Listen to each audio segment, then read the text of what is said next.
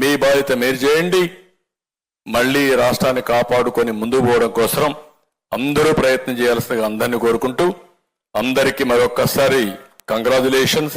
సీట్లు వచ్చిన ప్రతి ఒక్కరికి మనస్ఫూర్తిగా అభినందనలు, కంగ్రాచులేషన్స్.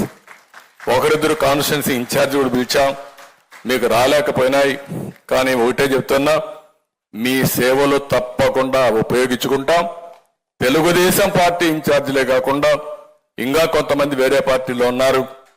జెన్యూన్ గా ఉండే ప్రతి ఒక్కరికి వారి యొక్క కాంట్రిబ్యూషన్ బట్టి, పాత హిస్టరీని బట్టి వారికి ఏం చేయాలనో చేసే బాధ్యత పార్టీలుగా మేము తీసుకుంటాం.